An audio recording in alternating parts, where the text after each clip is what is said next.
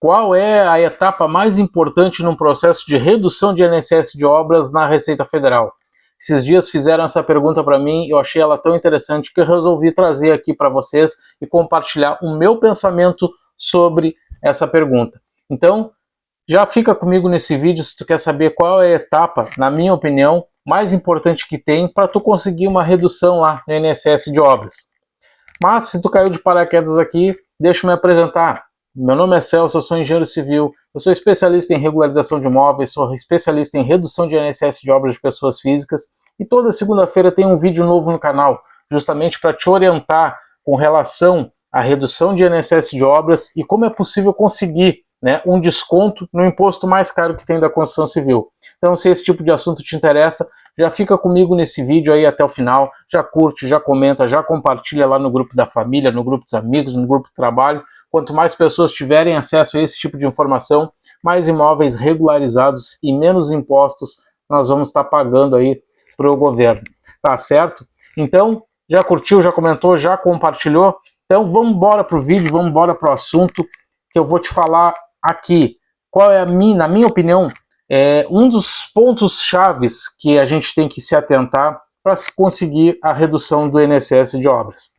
Primeiramente eu queria pedir desculpa para vocês, eu fiquei 2 semanas sem postar vídeos aí, tive um probleminha de ordem médica, mas já está tudo estabelecido, já está tudo normalizado e agora a gente quer ver se consegue aí voltar à normalidade de frequência, que é um vídeo por semana aqui no canal e de repente até aumentar um pouquinho a quantidade de conteúdos aqui para vocês, tá certo? Então não deixe de seguir, não deixe de compartilhar e bora para o assunto do vídeo.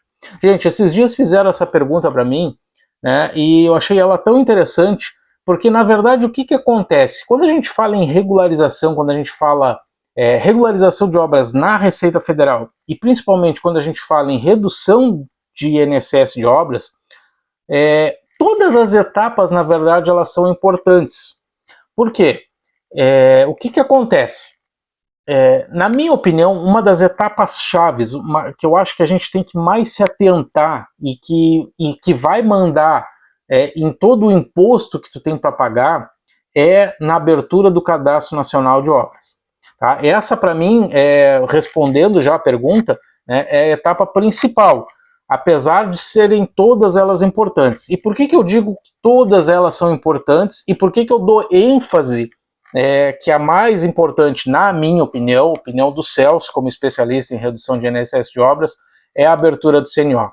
Bom, primeiro porque é tudo importante, porque se tu erra no Cadastro Nacional de Obras, tu erra no valor da tua aferição.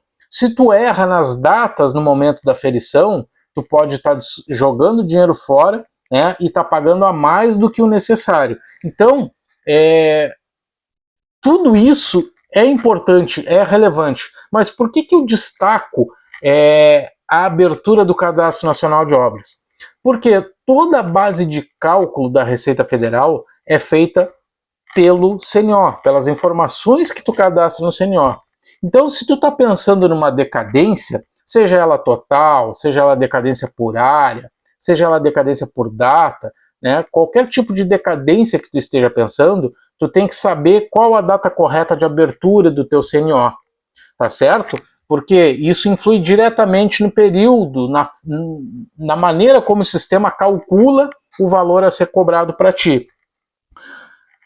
Quando a gente está pensando na aplicação do fator de ajuste, e quando eu digo fator de ajuste, principalmente em obras já concluídas ou obras em andamento, né, a abertura do CNO ela é fundamental por causa das datas, por causa da destinação, né, se teve ou não paralisação, né, isso vai influenciar bastante.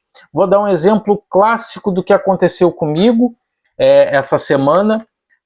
Um cliente entrou em contato. O que acontece? Ele colocou uma data de paralisação, tá certo? E simplesmente ele abriu o CNO, eu não me lembro exatamente das datas, mas tipo, ele abriu o CNO em março, abril e paralisou o CNO em dezembro. Só que realmente ele começou a sua construção da sua obra, né, no início do ano agora de 2026. O alvará tinha saído anteriormente, ele botou a data de início do alvará para ficar bacaninha lá junto, né, data oficial da prefeitura, só que ele paralisou lá em dezembro. Só que realmente a obra iniciou dele só em janeiro. O que acontece, gente? Cadastro errado. Por quê? Porque só pelo fato dele ter paralisado em dezembro, obrigatoriamente ele vai ter que contribuir lá vai ter que ter entrega ininterrupta, para ele ter direito ao fator de ajuste, ele vai ter que ter entrega ininterrupta desde a abertura do CNO até o mês de novembro. Tá? Por quê? Porque ele não paralisou a obra antes. Então, assim, para a Receita Federal estava tendo obra. Lá, não me lembro se foi abril, ou março ou abril, que ele estava lá tendo obra, da data de início da obra, até o mês de novembro estava tendo obra. A obra foi paralisada em dezembro. Então, vejam, se ele tivesse colocado lá, por exemplo, a data de paralisação um dia após a abertura do CNO e a data de retomada da atividade, da reativação da obra em janeiro, ele teria a primeira contribuição só em fevereiro. Então vejam, esses pequenos detalhes que fazem toda a diferença, esses pequenos detalhes que fazem com que às vezes a gente não consiga uma porcentagem de redução maior. É possível, a gente vai atender esse cliente, com certeza a gente vai atender, ele tem a documentação que a gente precisa, ele tem a mão de obra necessária que a gente precisa, ele tem os documentos que a gente precisa, a gente já está com um contrato fechado com ele, só que o que acontece? Nesse caso, eu não tenho como voltar no sistema e colocar uma paralisação de obra anterior à paralisação que ele já tinha, entendeu? Então eu não consigo retroagir nisso, tá? Então o que acontece? Esses pequenos detalhes que às vezes assim, o CNO é só preencher lá, tá tudo certinho, é tudo conforme o alvará, Às vezes parece uma coisa tão simples, mas o simples se torna uma coisa que às vezes pode influenciar diretamente lá no cálculo do teu imposto. Nesse caso aí, o cliente vai ter que pagar multa MAED retroativa, ele vai ter que pagar multas e juros pelo valor da DARF retroativa. Isso a gente não consegue tirar, a gente não consegue eliminar. Isso aí já está inerente ao processo, entendeu? Pelo simples fato dele ter paralisado a data a obra com a data errada. Então, o cadastro do CNO, ele é extremamente importante.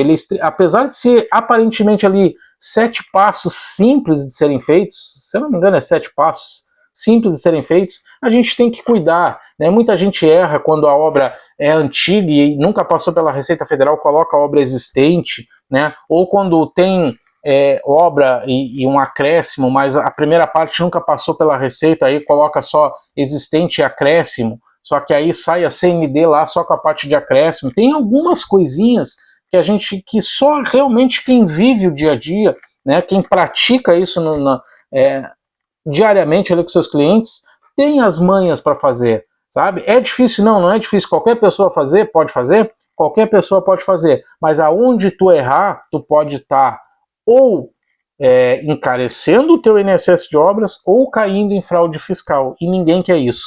Então, gente, na minha opinião modesta, tá? Minha opinião simples, humilde, pode ser que tenha gente que diga, não, mas a parte mais importante é a documentação, a parte mais importante é a mão de obra, é lá o zero. Cara, cada um tem a sua opinião. Eu, Celso, da maneira como eu trabalho, eu vejo que o cadastro do CNO, ele é uma etapa crucial, porque se tu errar ali, tu vai estar, como eu falei, ou encarecendo o imposto ou caindo em fraude fiscal, tá certo? Então, se vocês quiserem uma consulta ali da obra de vocês, como é que faz, como é que não faz, entre em contato comigo aqui, vai ser um prazer poder tentar te ajudar, tentar reduzir esse teu imposto, tentar a gente conseguir o máximo de redução possível, desde que a gente tenha as condições e os meios legais para isso, tá certo? Um outro detalhe, se tu é engenheiro civil ou arquiteto, e quiser aprender exatamente como se faz isso e como se gera uma renda com isso, tá? E por que eu falo para engenheiros e arquitetos?